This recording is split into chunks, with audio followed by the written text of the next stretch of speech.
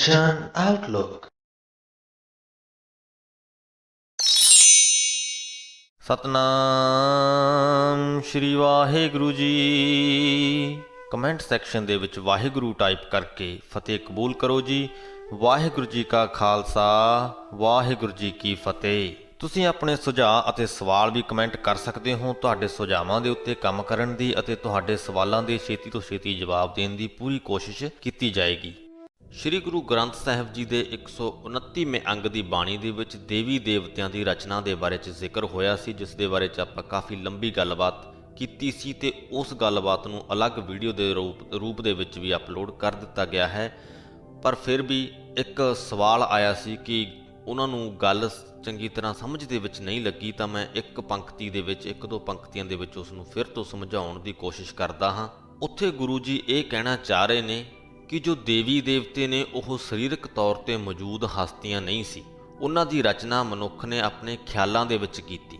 ਉਹ ਖਿਆਲੀ ਤੌਰ ਤੇ ਪੈਦਾ ਕੀਤੀਆਂ ਹੋਈਆਂ ਹਸਤੀਆਂ ਸੀ ਤੇ ਉਹਨਾਂ ਦਾ ਕਾਰਨ ਇਹ ਸੀ ਕਿ ਮਨੁੱਖ ਨੂੰ ਕੋਈ ਅਜਿਹੀ ਹਸਤੀ ਚਾਹੀਦੀ ਸੀ ਜਿਹਦੇ ਉੱਪਰ ਕਿ ਉਹ ਆਸ ਰੱਖ ਸਕੇ, ਜਿਹਦੇ ਅੱਗੇ ਉਹ ਪ੍ਰਾਰਥਨਾ ਕਰ ਸਕੇ, ਸੁੱਖਾਂ ਦੀ ਪ੍ਰਾਪਤੀ ਲਈ ਤੇ ਦੁੱਖਾਂ ਦੇ ਛੁਟਕਾਰੇ ਲਈ। ਸੋ ਆਪਣੀ ਪ੍ਰਾਰਥਨਾ ਦੇ, ਆਪਣੀ ਅਰਜ਼ੋਈ ਦੇ ਮਕਸਦ ਤੋਂ ਉਹਨਾਂ ਨੇ ਹਸਤੀਆਂ, ਇੱਕ ਤੇ ਨਹੀਂ ਖੈਰ ਬਹੁਤ ਸਾਰੀਆਂ ਹਸਤੀਆਂ ਆਪਦੇ ਖਿਆਲਾਂ ਦੇ ਵਿੱਚ ਤਿਆਰ ਕਰਕੇ ਤੇ ਉਹਨਾਂ ਬਾਰੇ ਜੋ ਗੱਲਬਾਤ ਸੀ ਉਹ ਫੈਲਾ ਦਿੱਤੀ। ਸੋ ਇੱਕ ਪੰਕਤੀ ਦੇ ਵਿੱਚ ਇਸ ਨੂੰ ਆਪਾਂ ਸਾਰਾਂਸ਼ ਕਰ ਸਕਦੇ ਹਾਂ ਕਿ ਦੇਵੀ ਦੇਵਤੇ ਸਰੀਰਕ ਹਸਤੀਆਂ ਨਹੀਂ ਬਲਕਿ ਖਿਆਲੀ ਹਸਤੀਆਂ ਨੇ। ਹੁਣ ਸ਼੍ਰੀ ਗੁਰੂ ਗ੍ਰੰਥ ਸਾਹਿਬ ਜੀ ਦੇ 130ਵੇਂ ਅੰਗ ਦੀ ਵਿਆਖਿਆ ਕਰਦੇ ਹਾਂ ਜੀ। ਇਸ ਅੰਗ ਦੀ ਸ਼ੁਰੂਆਤ ਦੇ ਵਿੱਚ ਸ਼੍ਰੀ ਗੁਰੂ ਰਾਮਦਾਸ ਜੀ ਦੀ ਲਿਖੀ ਹੋਈ ਰਾਗ ਮਾਝ ਦੇ ਵਿੱਚ ਇੱਕ ਅਸ਼ਟਪਦੀ ਵਿਰਾਜਮਾਨ ਹੈ ਤੇ ਉਸ ਤੋਂ ਬਾਅਦ ਸ਼੍ਰੀ ਗੁਰੂ ਅਰਜਨ ਦੇਵ ਜੀ ਦੀਆਂ ਲਿਖੀਆਂ ਹੋਈਆਂ ਅਸ਼ਟਪਦੀਆਂ ਰਾਗ ਮਾਝ ਦੀ ਬਾਣੀ ਦੇ ਵਿੱਚ ਸ਼ੁਰੂ ਹੋ ਜਾਣਗੀਆਂ। ਮਾਝ ਮਹਿਲਾ ਚੌਥਾ। ਆਦਿ ਪੁਰਖ ਅਪਰੰਪਰ ਆਪੇ, ਆਪੇ ਥਾਪੇ ਥਾਪ ਉਥਾਪੇ, ਸਭ ਮਹਿ ਵਰਤੈ ਏਕੋ ਸੋਈ, ਗੁਰਮੁਖ ਸੋਭਾ ਪਾਵਣਿਆ। ਗੁਰੂ ਜੀ ਕਹਿੰਦੇ ਕਿ ਉਹ ਜੋ ਆਦਿ ਪੁਰਖ ਹੈ, ਜਿਸ ਦਾ ਨਾ ਕੋਈ ਮੁੱਢ ਹੈ ਨਾ ਉਹਦਾ ਕੋਈ ਅੰਤ ਹੋਣਾ ਹੈ, ਜੋ ਸਭ ਦੇ ਵਿੱਚ ਵਿਆਪ ਰਿਹਾ ਹੈ, ਸਰਬ ਵਿਆਪਕ ਹੈ, ਉਹ ਆਪ ਹੀ ਬੇਅੰਤ ਵੀ ਹੈ, ਅਪਰੰਪਾਰ ਵੀ ਹੈ, ਜਿਸ ਦਾ ਉਰਲਾ ਪਰਲਾ ਬੰਨਾ ਅਸੀਂ ਲੱਭ ਨਹੀਂ ਸਕਦੇ। ਉਹ ਆਪੇ ਹੀ ਇਸ ਸੰਸਾਰ ਨੂੰ ਥਾਪਦਾ ਹੈ ਤੇ ਥਾਪ ਕੇ ਆਪੇ ਹੀ ਇਸ ਸੰਸਾਰ ਦਾ ਨਾਸ ਕਰਦਾ ਹੈ। ਹਰ ਇੱਕ ਜੀਵ ਦੇ ਵਿੱਚ ਉਹ ਇੱਕ ਪਰਮਾਤਮਾ ਵਸ ਰਿਹਾ ਹੈ। ਗੁਰੂ ਦੀ ਕਿਰਪਾ ਦੇ ਨਾਲ ਉਸ ਪਰਮਾਤਮਾ ਦੇ ਦਰ ਤੇ ਅਸੀਂ ਸ਼ੋਭਾ ਖੱਟਦੇ ਹਾਂ। ਹਉ ਵਾਰੀ ਜਿਉ ਵਾਰੀ ਨਿਰੰਕਾਰੀ ਨਾਮ ਧਿਆਵਣਿਆ, ਤਿਸ ਰੂਪ ਨਾ ਰੇਖਿਆ ਘਟ ਘਟ ਦੇਖਿਆ, ਗੁਰਮੁਖ ਅਲਖ ਲਖਾਵਣਿਆ। ਰਹਾਉ ਕਹਿੰਦੇ ਕਿ ਮੈਂ ਉਹਨਾਂ ਮਨੁੱਖਾਂ ਤੋਂ ਸਦਕੇ ਕੁਰਬਾਨ ਜਾਂਦਾ ਹਾਂ ਜਿਹੜੇ ਨਿਰੰਕਾਰੀ ਪ੍ਰਮਾਤਮਾ ਦਾ ਨਾਮ ਧਿਆਉਂਦੇ ਹਨ। ਉਹ ਪ੍ਰਮਾਤਮਾ ਜਿਸ ਦਾ ਕੋਈ ਆਕਾਰ ਨਹੀਂ ਹੈ, ਤਿਸ ਰੂਪ ਨਾ ਰੇਖਿਆ ਕਿ ਉਹਦਾ ਰੂਪ ਵੀ ਨਹੀਂ ਹੈ, ਉਹਦਾ ਰੂਪ ਕਿਸੇ ਨੇ ਵੇਖਿਆ ਨਹੀਂ ਹੈ ਕਿ ਉਹ ਪ੍ਰਮਾਤਮਾ ਕਿਸ ਤਰ੍ਹਾਂ ਦਾ ਦਿਖਦਾ ਹੈ। ਪਰ ਇੱਕ ਖਾਸ ਰੂਪ ਨਾ ਹੋਣ ਦੇ ਬਾਵਜੂਦ ਵੀ ਘਟ ਘਟ ਦੇਖਿਆ, ਉਸ ਨੂੰ ਹਰ ਸਰੀਰ ਹਰ ਸ਼ੈ ਦੇ ਵਿੱਚ ਮਹਿਸੂਸ ਕੀਤਾ ਜਾ ਸਕਦਾ ਹੈ, ਵੇਖਿਆ ਜਾ ਸਕਦਾ ਹੈ।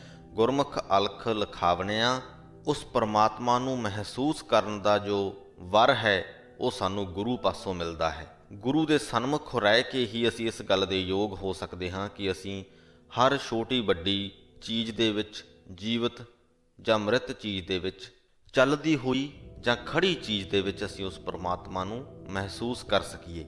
ਤੂੰ ਦਇਆਲ ਕਿਰਪਾਲ ਪ੍ਰਭ ਸੋਈ, ਤੁਧ ਬਿਨ ਦੂਜਾ ਅਵਰ ਨਾ ਕੋਈ, ਗੁਰ ਪ੍ਰਸਾਦ ਕਰੇ ਨਾਮ ਦੇਵੈ, ਨਾਮੇ ਨਾਮ ਸਮਾਵਣਿਆ। ਗੁਰੂ ਜੀ ਕਹਿੰਦੇ ਕਿ ਹੇ ਪ੍ਰਮਾਤਮਾ, ਤੂੰ ਹੀ ਸਾਰੇ ਜੀਵਾਂ ਦੇ ਉੱਪਰ ਦਇਆ ਕਰਨ ਵਾਲਾ ਦਇਆਲ ਹੈ, ਤੂੰ ਹੀ ਸਾਰੇ ਜੀਵਾਂ ਦੀ ਰੱਖਿਆ ਕਰਨ ਵਾਲਾ ਕਿਰਪਾਲ ਹੈ, ਜੋ ਜੀਵਾਂ ਦੇ ਉੱਪਰ ਕਿਰਪਾ ਕਰਦਾ ਹੈ। ਤੇਰੇ ਤੋਂ ਬਿਨਾਂ, ਤੇਰੇ ਬਰਾਬਰ ਦਾ ਸਾਨੂੰ ਹੋਰ ਕੋਈ ਵੀ ਨਹੀਂ ਦਿਸਦਾ। ਇਸ ਧਰਤੀ ਦਾ, ਇਸ ਸੰਸਾਰ ਦਾ ਤੇਰੇ ਤੋਂ ਬਿਨਾਂ ਕੋਈ ਹੋਰ ਸਹਾਰਾ ਨਹੀਂ ਹੈ। ਜਦੋਂ ਗੁਰੂ ਕਿਰਪਾ ਕਰੇ, ਗੁਰਪ੍ਰਸਾਦ ਕਰੇ, ਨਾਮ ਦੇਵੈ, ਗੁਰੂ ਕਿਰਪਾ ਕਰੇ ਤਾਂ ਪ੍ਰਮਾਤਮਾ ਦਾ ਨਾਮ ਮਨੁੱਖ ਨੂੰ ਬਖਸ਼ ਦਿੰਦਾ ਹੈ ਤੇ ਉਸ ਨਾਮ ਦੀ ਮਦਦ ਦੇ ਨਾਲ ਮਨੁੱਖ ਉਸ ਪ੍ਰਮਾਤਮਾ ਦੇ ਨਾਮ ਦੇ ਵਿੱਚ ਸਮਾਇਆ ਰਹਿੰਦਾ ਹੈ। ਤੂੰ ਆਪੇ ਸੱਚਾ ਸਿਰਜਣਹਾਰਾ, ਭਗਤੀ ਭਰੇ ਤੇਰੇ ਭੰਡਾਰਾ, ਗੁਰਮੁਖ ਨਾਮ ਮਿਲੈ ਮਨ ਭੀਜੈ, ਸਹਿਜ ਸਮਾਧ ਲਗਾ ਬਣਿਆ। ਹੇ ਪ੍ਰਮਾਤਮਾ, ਤੂੰ ਆਪ ਹੀ ਸਦਾ ਕਾਇਮ ਰਹਿਣ ਵਾਲਾ ਇਸ ਸ੍ਰਿਸ਼ਟੀ ਦਾ ਸਿਰਜਣਹਾਰ ਹੈ। ਤੇਰੇ ਭੰਡਾਰੇ ਹਮੇਸ਼ਾ ਤੇਰੀ ਭਗਤੀ ਦੇ ਨਾਲ ਭਰੇ ਰਹਿੰਦੇ ਨੇ। ਗੁਰੂ ਦੀ ਕਿਰਪਾ ਦੇ ਨਾਲ ਜਿਹੜੇ ਮਨੁੱਖ ਨੂੰ ਨਾਮ ਮਿਲਦਾ ਹੈ, ਗੁਰਮੁਖ ਨਾਮ ਮਿਲੈ ਮਨ ਭੀਜੈ, ਉਸ ਮਨੁੱਖ ਦਾ ਮਨ ਤੇਰੇ ਅੰਮ੍ਰਿਤ ਨਾਮ ਦੇ ਵਿੱਚ ਭਿੱਜਿਆ ਰਹਿੰਦਾ ਹੈ, ਰਸਿਆ ਰਹਿੰਦਾ ਹੈ। ਤੇ ਸਹਿਜ ਸਮਾਧ ਲਗਾਵਣਿਆ ਤਾਂ ਉਸ ਮਨੁੱਖ ਦੀ ਆਤਮਿਕ ਅਡੋਲਤਾ ਦੇ ਵਿੱਚ ਇੱਕ ਸਮਾਧੀ ਲੱਗੀ ਰਹਿੰਦੀ ਹੈ। ਉਹਦਾ ਮਨ ਅਡੋਲ ਰਹਿੰਦਾ ਹੈ, ਸਹਿਜ ਰਹਿੰਦਾ ਹੈ, ਸਥਿਰ ਰਹਿੰਦਾ ਹੈ। ਕਿਸੇ ਵੀ ਛੋਟੀ ਵੱਡੀ ਗੱਲ ਦੇ ਉੱਪਰ ਉਹਦਾ ਮਨ ਡੋਲਦਾ ਨਹੀਂ ਹੈ। ਅਨ ਦਿਨ ਗੁਣ ਗਾਵਾਂ ਪ੍ਰਭ ਤੇਰੇ, ਤੁਧ ਸਲਾਹੀ ਪ੍ਰੀਤਮ ਮੇਰੇ, ਤੁਧ ਬਿਨ ਅਵਰ ਨਾ ਕੋਈ ਜਾਚਾ, ਗੁਰ ਪ੍ਰਸਾਦੀ ਤੂੰ ਪਾਵਣਿਆ। ਉਸ ਪ੍ਰਮਾਤਮਾ ਦੇ ਅੱਗੇ ਗੁਰੂ ਜੀ ਅਰਜ਼ੋਈ ਕਰਦੇ ਹੋਏ ਕਹਿੰਦੇ ਹਨ ਕਿ ਹੇ ਪ੍ਰਮਾਤਮਾ, ਮੇਰੇ ਤੇ ਮਿਹਰ ਕਰ ਕਿ ਮੈਂ ਹਰ ਰੋਜ਼ ਹਰ ਵੇਲੇ ਤੇਰੇ ਗੁਣ ਗਾਉਂਦਾ ਰਵਾਂ, ਤੇਰੀ ਹੀ ਸਿਫਤ ਸਲਾਹ ਕਰਦਾ ਰਵਾਂ, ਤੇਰੇ ਤੋਂ ਬਿਨਾਂ ਹੋਰ ਕਿਸੇ ਤੋਂ ਕੁਝ ਵੀ ਨਾ ਜਾਚਾਂ, ਕੁਝ ਵੀ ਨਾ ਮੰਗਾਂ। ਹੇ ਮੇਰੇ ਪ੍ਰੀਤਮ, ਹੇ ਮੇਰੇ ਪ੍ਰਮਾਤਮਾ, ਗੁਰੂ ਦੀ ਕਿਰਪਾ ਦੇ ਨਾਲ ਹੀ ਤੈਨੂੰ ਮਿਲ ਸਕੀਦਾ ਹੈ। ਅਗਮ ਅਗੋਚਰ ਮਿਤ ਨਹੀਂ ਪਾਈ, ਆਪਣੀ ਕਿਰਪਾ ਕਰੇ ਤੂੰ ਲੈ ਮਿਲਾਈ, ਪੂਰੇ ਗੁਰ ਕੈ ਸ਼ਬਦ ਧਿਆਈਐ, ਸ਼ਬਦ ਸੇਵ ਸੁਖ ਪਾਵਣਿਆ। ਗੁਰੂ ਜੀ ਕਹਿੰਦੇ ਕਿ ਉਹ ਪ੍ਰਮਾਤਮਾ ਜੋ ਅਗਮ ਹੈ, ਜਿਸ ਤੱਕ ਅਸੀਂ ਸਰੀਰਕ ਤੌਰ ਤੇ ਪਹੁੰਚ ਨਹੀਂ ਕਰ ਸਕਦੇ, ਤੇ ਅਗੋਚਰ ਹੈ, ਜਿਸ ਤੱਕ ਅਸੀਂ ਆਪਣੀਆਂ ਗਿਆਨ ਇੰਦਰੀਆਂ ਵਰਤ ਕੇ ਵੀ ਪਹੁੰਚ ਨਹੀਂ ਸਕਦੇ, ਉਹਦੀ ਮਿੱਤ ਨਹੀਂ ਪਾਈ ਜਾ ਸਕਦੀ, ਉਸ ਨੂੰ ਨਾਪਿਆ ਨਹੀਂ ਜਾ ਸਕਦਾ ਕਿ ਉਹ ਕਿੱਡਾ ਕੁ ਵੱਡਾ ਹੈ। ਜਿਹੜੇ ਜੀਵ ਦੇ ਉੱਪਰ ਤੂੰ ਕਿਰਪਾ ਕਰਦਾ ਹੈ, ਉਸ ਨੂੰ ਤੂੰ ਆਪਣੇ ਨਾਲ ਮਿਲਾ ਲੈਂਦਾ ਹੈ, ਆਪਣੀ ਯਾਦ ਦੇ ਵਿੱਚ ਜੋੜ ਲੈਂਦਾ ਹੈ। ਪੂਰੇ ਗੁਰੂ ਦੇ ਸ਼ਬਦ ਦੇ ਵਿੱਚ ਜੁੜ ਕੇ ਉਸ ਪ੍ਰਮਾਤਮਾ ਨੂੰ ਧਿਆਇਆ ਜਾ ਸਕਦਾ ਹੈ। ਤੇ ਜਦੋਂ ਅਸੀਂ ਉਸ ਪ੍ਰਮਾਤਮਾ ਨੂੰ ਧਿਆਉਂਦੇ ਹਾਂ ਤਾਂ ਇੱਕ ਆਤਮਿਕ ਆਨੰਦ ਅਸੀਂ ਪਾ ਲੈਂਦੇ ਹਾਂ, ਹਾਸਲ ਕਰ ਲੈਂਦੇ ਹਾਂ। ਰਸਨਾ ਗੁਣਵੰਤੀ ਗੁਣ ਗਾਵੈ, ਨਾਮ ਸਲਾਹੇ ਸੱਚੇ ਭਾਵੈ, ਗੁਰਮੁਖ ਸਦਾ ਰਹਿ ਰੰਗ ਰਾਤੀ, ਮਿਲ ਸੱਚੇ ਸੋਭਾ ਪਾਵਣਿਆ। ਉਹ ਜੀਵ, ਰਸਨਾ ਤੋਂ ਭਾਵ ਕਿ ਜੀਵ ਗੁਣਵੰਤੀ ਹੈ, ਭਾਗਾਂ ਵਾਲੀ ਹੈ, ਜਿਹੜੀ ਉਸ ਪ੍ਰਮਾਤਮਾ ਦੇ ਗੁਣ ਗਾਉਂਦੀ ਹੈ। ਜਿਹੜਾ ਮਨੁੱਖ ਉਸ ਪ੍ਰਮਾਤਮਾ ਦੇ ਨਾਮ ਦੀ ਸਲਾਹ ਕਰਦਾ ਹੈ, ਉਸ ਦੀ ਸਿਫਤ ਸਲਾਹ ਕਰਦਾ ਹੈ, ਉਹ ਮਨੁੱਖ ਉਸ ਪ੍ਰਮਾਤਮਾ ਨੂੰ ਚੰਗਾ ਲੱਗਦਾ ਹੈ। ਗੁਰੂ ਦੇ ਸਨਮੁਖ ਰਹਿਣ ਵਾਲੇ ਮਨੁੱਖ ਸਦਾ ਉਸ ਪ੍ਰਮਾਤਮਾ ਦੇ ਰੰਗ ਦੇ ਵਿੱਚ ਰੰਗੇ ਰਹਿੰਦੇ ਹਨ ਤੇ ਉਸ ਪ੍ਰਮਾਤਮਾ ਨਾਲ ਸਾਂਝ ਪਾ ਕੇ ਲੋਕ ਪਰਲੋਕ ਦੇ ਵਿੱਚ ਸ਼ੋਭਾ ਖੱਟਦੇ ਹਨ। ਲੋਕ ਪਰਲੋਕ ਕੀ ਹੈ, ਨੀਚੇ ਡਿਸਕ੍ਰਿਪਸ਼ਨ ਦੇ ਵਿੱਚ ਲਿੰਕ ਮੌਜੂਦ ਹੈ, ਉੱਥੇ ਜਾ ਕੇ ਤੁਸੀਂ ਉਹਦੇ ਬਾਰੇ 'ਚ ਵੀ ਸੁਣ ਸਕਦੇ ਹੋ। ਮਨਮੁਖ ਕਰਮ ਕਰੇ ਅਹੰਕਾਰੀ, ਜੂਐ ਜਨਮ ਸਭ ਬਾਜੀ ਹਾਰੀ, ਅੰਤਰ ਲੋਭ ਮਹਾ ਗੁਬਾਰਾ, ਫਿਰ ਆਵਣ ਜਾਵਣਿਆ। ਆਪਣੇ ਮਨ ਦੇ ਪਿੱਛੇ ਲੱਗ ਕੇ ਤੁਰਨ ਵਾਲਾ ਮਨੁੱਖ ਬੇਸ਼ੱਕ ਕਿੰਨੇ ਮਰਜ਼ੀ ਧਾਰਮਿਕ ਕੰਮ ਕਰੇ, ਪਰ ਉਹ ਹੰਕਾਰੀ ਰਹਿੰਦਾ ਹੈ। ਉਹਦੇ ਅੰਦਰ ਉਹ ਧਾਰਮਿਕ ਕੰਮਾਂ ਦਾ ਵੀ ਹੰਕਾਰ ਪੈਦਾ ਹੋ ਜਾਂਦਾ ਹੈ ਕਿ ਮੈਂ ਧਰਮੀ ਹਾਂ, ਮੈਂ ਧਾਰਮਿਕ ਕੰਮ ਕਰਦਾ ਹਾਂ। ਉਹ ਮੰਨ ਲਓ ਕਿ ਅਜਿਹਾ ਹੋ ਜਾਂਦਾ ਹੈ ਕਿ ਜਿਸ ਤਰ੍ਹਾਂ ਜੂਏ ਦੇ ਵਿੱਚ ਆਪਣੀ ਸਾਰੀ ਜ਼ਿੰਦਗੀ ਦੀ ਬਾਜੀ ਹਾਰ ਗਿਆ ਹੋਵੇ। ਉਹਦੇ ਅੰਦਰ ਲੋਭ ਦਾ ਮਹਾਂ ਗੁਬਾਰਾ, ਮਹਾਂ ਹਨੇਰਾ ਹੁੰਦਾ ਹੈ ਤੇ ਫਿਰ ਆਵਣ ਜਾਣਿਆ ਅਜਾਵਣਿਆ, ਤੇ ਉਹ ਜਨਮ ਮਰਨ ਦੇ ਚੱਕਰਾਂ ਦੇ ਵਿੱਚ ਪਿਆ ਰਹਿੰਦਾ ਹੈ। ਆਪੇ ਕਰਤਾ ਦੇ ਵਡਿਆਈ, ਜਿਨ ਕੋ ਆਪ ਲਿਖਤ ਧੁਰ ਪਾਈ, ਨਾਨਕ ਨਾਮ ਮਿਲੈ ਭਉ ਭੰਜਨ, ਗੁਰ ਸ਼ਬਦੀ ਸੁਖ ਪਾਵਣਿਆ। ਆਪਣੇ ਨਾਮ ਸਿਮਰਨ ਦੀ ਵਡਿਆਈ, ਆਪਣੇ ਨਾਮ ਸਿਮਰਨ ਦੀ ਦਾਤ ਉਹ ਪ੍ਰਮਾਤਮਾ ਆਪ ਹੀ ਜੀਵਾਂ ਦੇ ਮੱਥਿਆਂ ਦੇ ਉੱਪਰ, ਜੀਵਾਂ ਦੀ ਕਿਸਮਤ ਦੇ ਵਿੱਚ ਲਿਖਦਾ ਹੈ। ਤੇ ਜਿਨ੍ਹਾਂ ਦੀ ਕਿਸਮਤ ਦੇ ਵਿੱਚ, ਭਾਗਾਂ ਦੇ ਵਿੱਚ ਉਹ ਪ੍ਰਮਾਤਮਾ ਆਪਦੇ ਨਾਮ ਸਿਮਰਨ ਦੀ ਦਾਤ ਲਿਖਦਾ ਹੈ, ਉਹ ਉਸ ਪ੍ਰਮਾਤਮਾ ਦਾ ਨਾਮ ਸਿਮਰਦੇ ਰਹਿੰਦੇ ਹਨ। ਉਹਨਾਂ ਨੂੰ ਸਾਰੇ ਦੁਨੀਆ ਭਰ ਦੇ ਡਰ ਖਤਮ ਕਰਨ ਵਾਲਾ ਪ੍ਰਭੂ ਦਾ ਨਾਮ ਮਿਲ ਜਾਂਦਾ ਹੈ। ਉਹਨਾਂ ਦੇ ਅੰਦਰ ਕਿਸੇ ਵੀ ਪ੍ਰਕਾਰ ਦਾ ਡਰ ਨਹੀਂ ਰਹਿੰਦਾ। ਸਾਨੂੰ ਸਭ ਤੋਂ ਵੱਡਾ ਡਰ ਕੀ ਹੈ? ਆਪਣੀ ਮੌਤ ਦਾ, ਕਿ ਅਸੀਂ ਇਸ ਦੁਨੀਆ ਨੂੰ ਛੱਡ ਕੇ ਚਲੇ ਨਾ ਜਾਈਏ। ਜਿਹੜੇ ਮਨੁੱਖ ਦੀ ਪਰਮਾਤਮਾ ਦੇ ਨਾਲ ਸਾਂਝ ਪੈ ਗਈ, ਉਹਦੇ ਅੰਦਰੋਂ ਇਹ ਡਰ ਵੀ ਖਤਮ ਹੋ ਜਾਂਦਾ ਹੈ ਤੇ ਉਹ ਮਨੁੱਖ ਫਿਰ ਹਮੇਸ਼ਾ ਆਤਮਿਕ ਆਨੰਦ ਮਾਣਦਾ ਹੈ। ਸੋਚੋ, ਅੱਜ ਸਾਡੇ ਮਨ ਨੂੰ ਜਿੰਨੀਆਂ ਵੀ ਤਕਲੀਫਾਂ ਨੇ, ਜਿੰਨੀਆਂ ਵੀ ਅਸੀਂ ਟੈਨਸ਼ਨਾਂ ਲੈ ਕੇ ਘੁੰਮਦੇ ਹਾਂ, ਉਹ ਕਿਸੇ ਨਾ ਕਿਸੇ ਡਰ ਕਾਰਨ ਹੀ ਹੁੰਦੀਆਂ ਨੇ। ਤੇ ਉਸ ਡਰ ਨੂੰ ਜੇਕਰ ਅਸੀਂ ਗਾਹਾਂ ਦੀ ਗਾਹਾਂ ਵਿਚਾਰਦੇ ਜਾਈਏ, ਅੱਗੇ ਤੋਂ ਅੱਗੇ ਵਿਚਾਰਦੇ ਜਾਈਏ, ਤਾਂ ਅੰਤ ਮੌਤ ਤੇ ਆ ਕੇ ਹੀ ਮੁੱਕਣਾ ਹੈ। ਜੇਕਰ ਅਸੀਂ ਇੱਕ ਉਦਾਹਰਣ ਦੇ ਤੌਰ ਤੇ ਗੱਲ ਲਈਏ ਕਿ ਕੋਈ ਮਨੁੱਖ ਹੈ ਜੋ ਕਿਸੇ ਵੀ ਪ੍ਰਕਾਰ ਦੀ ਜੌਬ ਕਰਦਾ ਹੈ, ਕੰਮ ਕਰਦਾ ਹੈ, ਉਸ ਤੋਂ ਉੱਥੇ ਕੋਈ ਗਲਤੀ ਹੋ ਗਈ, ਤਾਂ ਹੁਣ ਉਹਨੂੰ ਡਰ ਇਹ ਹੈ ਕਿ ਉਸ ਨੂੰ ਜੌਬ ਤੋਂ ਕੱਢ ਦਿੱਤਾ ਜਾਏਗਾ। ਚਲੋ ਫਿਰ ਕੀ ਹੋਏਗਾ?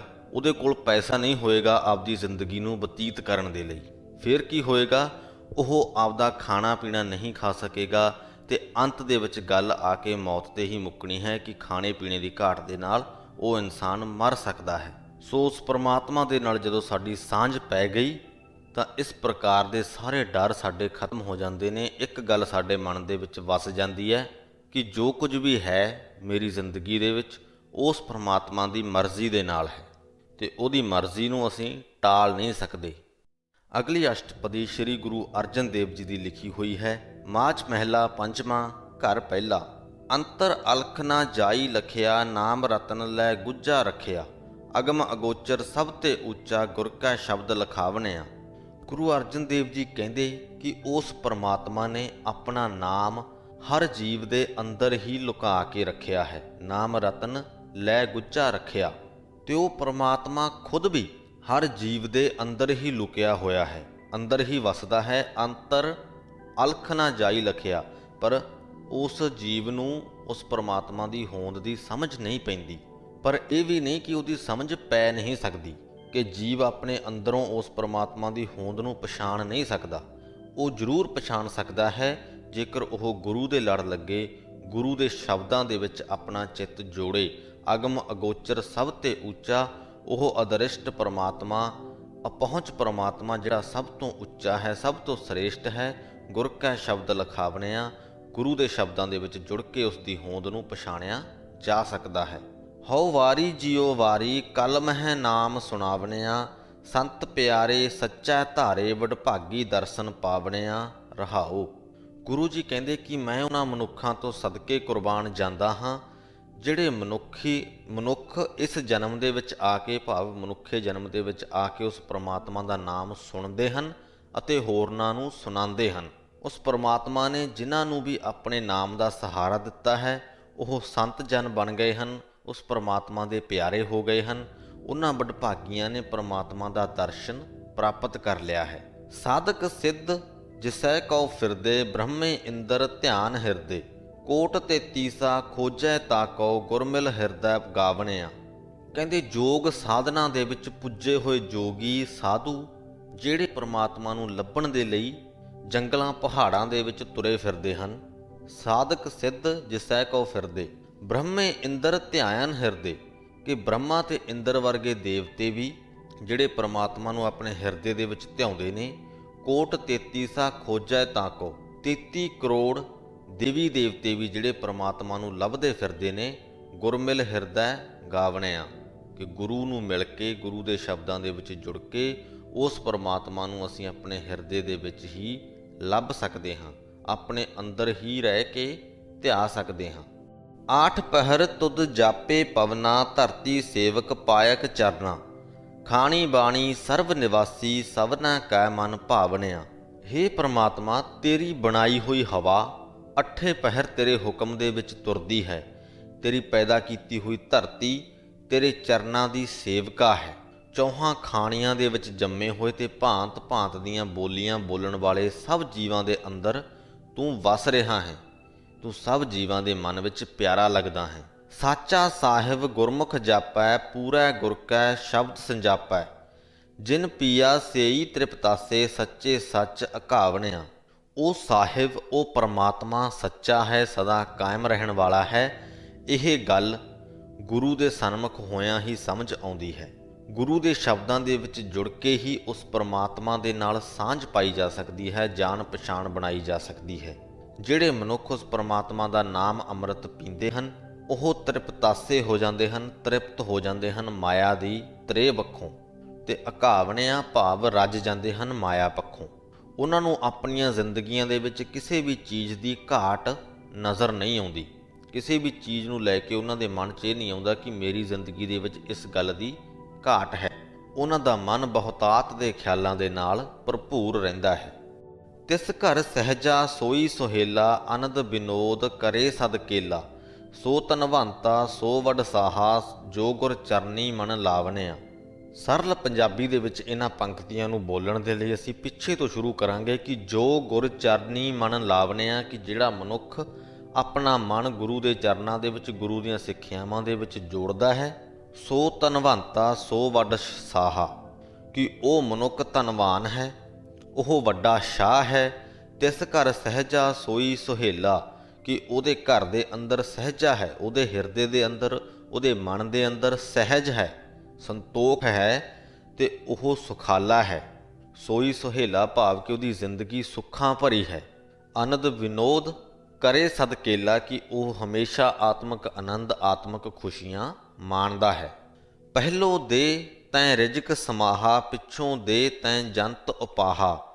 ਤੁਧ ਜੀਵਨ ਦਾਤਾ ਅਵਰ ਨਾ ਸੁਆਮੀ, ਲਵੈ ਨਾ ਕੋਈ ਲਾਵਣਿਆ। ਕਹਿੰਦੇ ਜੀਵ ਨੂੰ ਤੂੰ ਪਿੱਛੋਂ ਪੈਦਾ ਕਰਦਾ ਹੈ, ਪਹਿਲਾਂ ਉਹਦੇ ਲਈ ਰਿਜ਼ਕ ਦਾ ਪ੍ਰਬੰਧ ਕਰਦਾ ਹੈ। ਸਾਇੰਸ ਵੀ ਇਸ ਗੱਲ ਦੀ ਪੁਸ਼ਟੀ ਕਰਦੀ ਹੈ ਕਿ ਪਹਿਲਾਂ ਵਨਸਪਤੀ ਪੈਦਾ ਹੋਈ, ਫਿਰ ਜੀਵ ਪੈਦਾ ਹੋਏ। ਜੋ ਵੀ ਜੰਗਲਾਂ ਆਦਿਕ ਦੇ ਵਿੱਚ ਬਨਸਪਤੀ ਹੈ, ਉਸ ਨੂੰ ਆਪਣੀ ਖੁਰਾਕ ਧਰਤੀ 'ਚੋਂ ਜਾਂ ਹਵਾ 'ਚੋਂ ਮਿਲਦੀ ਹੈ। ਉਸ ਦਾ ਪ੍ਰਬੰਧ ਪਰਮਾਤਮਾ ਨੇ ਪਹਿਲਾਂ ਕੀਤਾ, ਫਿਰ ਬਨਸਪਤੀ ਪੈਦਾ ਹੋਈ, ਉਸ ਤੋਂ ਬਾਅਦ ਜੀਵ ਪੈਦਾ ਹੋਏ। ਤੇ ਜੀਵਾਂ ਦੇ ਖਾਣ ਦੇ ਲਈ ਵਨਸਪਤੀ ਪਹਿਲਾਂ ਤੋਂ ਹੀ ਮੌਜੂਦ ਸੀ। ਤੇ ਉਸੇ ਤਰ੍ਹਾਂ ਹੀ ਹੁਣ ਵੀ ਜੇਕਰ ਅਸੀਂ ਵੇਖੀਏ, ਬੱਚਾ ਜਦੋਂ ਪੈਦਾ ਹੁੰਦਾ ਹੈ, ਬੱਚੇ ਦੇ ਪੈਦਾ ਹੋਣ ਤੋਂ ਪਹਿਲਾਂ ਹੀ ਮਾਂ ਦੇ ਛਾਤੀਆਂ ਦੇ ਵਿੱਚ ਦੁੱਧ ਪੈਦਾ ਹੋ ਜਾਂਦਾ ਹੈ, ਤਾਂ ਕਿ ਬੱਚਾ ਜਦੋਂ ਪੈਦਾ ਹੋਵੇ ਉਹਦੇ ਲਈ ਰਿਜ਼ਕ ਦਾ ਪ੍ਰਬੰਧ ਹੋਵੇ। ਉਹ ਬੱਚਾ ਹੋਰ ਕੁਝ ਖਾ ਨਹੀਂ ਸਕਦਾ, ਉਹ ਸਿਰਫ ਦੁੱਧ ਹੀ ਪੀ ਸਕਦਾ ਹੈ ਮਾਂ ਦਾ। ਤੇ ਮਾਂ ਦੇ ਦੁੱਧ ਦਾ ਪ੍ਰਬੰਧ ਉਹ ਪਰਮਾਤਮਾ ਪਹਿਲਾਂ ਹੀ ਕਰ ਦਿੰਦਾ ਹੈ। ਤੁਧ ਜੀਵਨ ਦਾਤਾ ਅਵਰ ਨਾ ਸੁਆਮੀ, ਕਿ ਹੇ ਸੁਆਮੀ ਪਰਮਾਤਮਾ, ਤੇਰੇ ਜਿੱਡਾ ਵੱਡਾ ਦਾਤਾ ਹੋਰ ਕੋਈ ਨਹੀਂ ਹੈ। ਲਵੈ ਨਾ ਕੋਈ ਲਾਵਣਿਆ, ਕਿ ਤੇਰੇ ਬਰਾਬਰੀ ਤੇ ਅਸੀਂ ਕਿਸੇ ਨੂੰ ਖੜਾ ਨਹੀਂ ਕਰ ਸਕਦੇ। ਜਿਸ ਤੂੰ ਤੁਠਾ ਸੋ ਤੁਧ ਧਿਆਏ, ਸਾਧ ਜਨਾ ਕਾ ਮੰਤਰ ਕਮਾਏ। ਆਪ ਤਰੈ ਸਗਲੇ ਕੁਲ ਤਾਰੇ, ਤਿਸ ਦਰਗਹਿ ਠਾਕ ਨਾ ਪਾਵਣਿਆ। ਜਿਸ ਤੂੰ ਤੁਠਾ ਭਾਵ ਕਿ ਜਿਸ ਮਨੁੱਖ ਦੇ ਉੱਪਰ ਤੂੰ ਪ੍ਰਸੰਨ ਹੁੰਦਾ ਹੈ, ਉਸ ਨੂੰ ਆਪਣੇ ਨਾਮ ਦੀ ਦਾਤ ਬਖਸ਼ਦਾ ਹੈ। ਸੋ ਤੁਧ ਧਿਆਏ, ਕਿ ਉਹ ਫਿਰ ਤੇਰਾ ਧਿਆਨ ਧਰਦਾ ਹੈ, ਉਹ ਤੇਰਾ ਨਾਮ ਧਿਆਉਂਦਾ ਹੈ। ਸਾਧ ਜਨਾ ਕਾ ਮੰਤਰ ਕਮਾਏ, ਉਹ ਮਨੁੱਖ ਜਿਨ੍ਹਾਂ ਨੇ ਆਪਣਾ ਮਨ ਸਾਧਿਆ ਹੋਇਆ ਹੈ, ਜਿਨ੍ਹਾਂ ਨੇ ਆਪਣੇ ਮਨ ਨੂੰ ਆਪਣੇ ਵੱਸ ਦੇ ਵਿੱਚ ਕੀਤਾ ਹੋਇਆ ਹੈ, ਉਹਨਾਂ ਨੂੰ ਸਾਧ ਕਿਹਾ ਗਿਆ ਹੈ। ਕਿ ਜਿਹੜੇ ਮਨੁੱਖ ਤੇ ਤੂੰ ਪ੍ਰਸੰਨ ਹੈ, ਤੇਰਾ ਨਾਮ ਉਹ ਮਨੁੱਖ ਧਿਆਉਂਦਾ ਹੈ ਤੇ ਸਾਧ ਜਨਾਂ ਦਾ ਮੰਤਰ ਕਮਾਉਂਦਾ ਹੈ, ਸਾਧ ਜਨਾਂ ਦਾ ਉਪਦੇਸ਼ ਕਮਾਉਂਦਾ ਹੈ, ਉਹਨਾਂ ਦੀਆਂ ਸਿੱਖਿਆਵਾਂ ਹਾਸਲ ਕਰਦਾ ਹੈ। ਆਪ ਤਰੈ ਸਗਲੇ ਕੁਲ ਤਾਰੇ, ਕਿ ਅਜਿਹਾ ਮਨੁੱਖ ਆਪ ਵੀ ਸੰਸਾਰ ਸਮੁੰਦਰ ਨੂੰ ਪਾਰ ਕਰ ਲੈਂਦਾ ਹੈ ਤੇ ਆਪਣੀਆਂ ਕੁਲਾਂ ਨੂੰ ਵੀ, ਆਪਣੇ ਪਰਿਵਾਰ ਨੂੰ ਵੀ ਉਸ ਸੰਸਾਰ ਸਮੁੰਦਰ ਤੋਂ ਪਾਰ ਲੈ ਜਾਂਦਾ ਹੈ। ਤੇਰੀ ਦਰਗਾਹ ਦੇ ਵਿੱਚ ਪਹੁੰਚਣ ਤੇ, ਤੇਰੀ ਹਜ਼ੂਰੀ ਦੇ ਵਿੱਚ ਪਹੁੰਚਣ ਦੇ ਰਾਹ ਦੇ ਵਿੱਚ ਉਸ ਨੂੰ ਕੋਈ ਵੀ ਰੋਕ ਨਹੀਂ ਸਕਦਾ। ਤੂੰ ਵੱਡਾ, ਤੂੰ ਉੱਚੋ ਉੱਚਾ, ਤੂੰ ਬੇਅੰਤ ਅਤ ਮੂਚੋ ਮੂਚਾ। ਹਉ ਕੁਰਬਾਨੀ ਤੇਰੇ ਵੰਝਾ, ਨਾਨਕ ਦਾਸ ਦਸਾਵਣਿਆ। ਹੇ ਪ੍ਰਮਾਤਮਾ, ਤੂੰ ਵੱਡਾ ਹੈ, ਤੂੰ ਉੱਚਾ ਹੈ, ਤੂੰ ਇੰਨਾ ਵਿਸ਼ਾਲ ਵੀ ਹੈ ਤੇ ਤੂੰ ਆਤਮਿਕ ਪੱਖੋਂ ਸਾਰਿਆਂ ਤੋਂ ਉੱਚਾ ਵੀ ਹੈ। ਤੂੰ ਬੇਅੰਤ ਹੈ, ਤੇਰਾ ਕੋਈ ਅੰਤ ਨਹੀਂ ਪਾਇਆ ਜਾ ਸਕਦਾ। ਤੂੰ ਮੂਚੋ ਮੂਚਾ ਵੀ ਹੈ, ਮੂਚੇ ਤੋਂ ਭਾਵ ਵੀ ਵੱਡਾ ਹੀ ਹੁੰਦਾ ਹੈ। ਮੈਂ ਤੇਰੇ ਤੋਂ ਕੁਰਬਾਨ ਜਾਂਦਾ ਹਾਂ, ਸਦਕੇ ਜਾਂਦਾ ਹਾਂ, ਤੇ ਮੈਂ ਤੇਰੇ ਦਾਸਾਂ ਦਾ ਦਾਸ ਆਪਦੇ ਆਪ ਨੂੰ ਅਖਵਾਉਣਾ ਪਸੰਦ ਕਰਦਾ ਹਾਂ। ਸੋ ਇਸ ਦੇ ਨਾਲ ਹੀ ਸ੍ਰੀ ਗੁਰੂ ਗ੍ਰੰਥ ਸਾਹਿਬ ਜੀ ਦੇ 130ਵੇਂ ਅੰਗ ਦੀ ਵਿਆਖਿਆ ਦੀ ਸਮਾਪਤੀ ਹੁੰਦੀ ਹੈ। ਇਸ ਅੰਗ ਦੀ ਬਾਣੀ ਦੇ ਵਿੱਚ ਅਸੀਂ ਸ੍ਰੀ ਗੁਰੂ ਰਾਮਦਾਸ ਜੀ ਦੀ ਇੱਕ ਅਸ਼ਟਪਦੀ ਅਤੇ ਸ੍ਰੀ ਗੁਰੂ ਅਰਜਨ ਦੇਵ ਜੀ ਦੀ ਇੱਕ ਅਸ਼ਟਪਦੀ ਪੜ੍ਹੀ ਹੈ। ਦੋਹਾਂ ਦੇ ਵਿੱਚ ਹੀ ਉਸ ਪਰਮਾਤਮਾ ਦੀ ਸਿਫਤ ਸਲਾਹ ਕੀਤੀ ਗਈ ਹੈ, ਉਸ ਪਰਮਾਤਮਾ ਦਾ ਗੁਣਗਾਨ ਕੀਤਾ ਗਿਆ ਹੈ ਕਿ ਉਹ ਕਿੱਡਾ ਵਿਸ਼ਾਲ ਹੈ, ਦਇਆਵਾਨ ਹੈ, ਜੀਵਾਂ ਦੇ ਉੱਪਰ ਕਿਰਪਾ ਕਰਨ ਵਾਲਾ ਹੈ, ਜਿਸ ਨੂੰ ਜੀਵਾਂ ਦੀ ਇੰਨੀ ਫਿਕਰ ਹੈ ਕਿ ਉਹ ਜੀਵਾਂ ਨੂੰ ਪੈਦਾ ਕਰਨ ਤੋਂ ਪਹਿਲਾਂ ਉਹਨਾਂ ਦੇ ਖਾਣ ਪੀਣ ਦਾ ਪ੍ਰਬੰਧ ਕਰਦਾ ਹੈ, ਉਹਨਾਂ ਦੇ ਲਈ ਰਿਜ਼ਕ ਦਾ ਪ੍ਰਬੰਧ ਕਰਦਾ ਹੈ। ਇਸ ਲਈ ਸਾਨੂੰ ਉਸ ਪਰਮਾਤਮਾ ਦਾ ਸਦਾ ਹੀ ਗੁਣਗਾਨ ਕਰਨਾ ਚਾਹੀਦਾ ਹੈ, ਉਹਦੀ ਬਾਣੀ ਦੀ ਸਿਫਤ ਸਲਾਹ ਕਰਨੀ ਚਾਹੀਦੀ ਹੈ। ਇਸੇ ਸੰਦੇਸ਼ ਦੇ ਨਾਲ ਹੀ ਫਤਿਹ ਕਬੂਲ ਕਰੋ ਜੀ। ਵਾਹਿਗੁਰੂ ਜੀ ਕਾ ਖਾਲਸਾ, ਵਾਹਿਗੁਰੂ ਜੀ ਕੀ ਫਤਿਹ।